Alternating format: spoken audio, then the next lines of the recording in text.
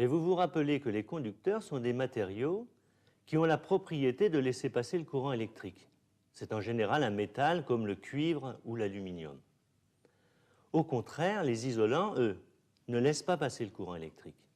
Ce sont en général des matières plastiques, du caoutchouc, de la porcelaine, du verre.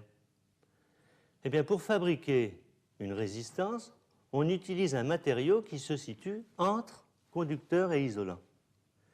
C'est-à-dire qu'il laisse passer le courant, mais en lui offrant une certaine résistance.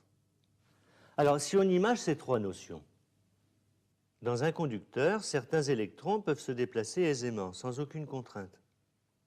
Dans un isolant, ils ne peuvent pas se déplacer, comme s'il y avait des barrières. Dans un matériau résistant, certains électrons peuvent se déplacer, mais beaucoup moins facilement que dans un conducteur, comme s'ils devaient franchir des obstacles, se heurter à des chicanes. Eh bien, tous ces efforts provoquent un échauffement du matériau. Alors, ce sont en général des alliages métalliques, comme le nickel-chrome ou le cuivre-nickel-zinc.